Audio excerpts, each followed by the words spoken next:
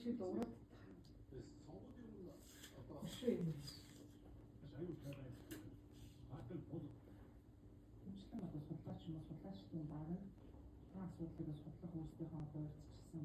өөрчлөсөн юм өөрчлөлт чинь яаж эсвэл одоо тодорхой асуудлууд судлаад одоо явуулах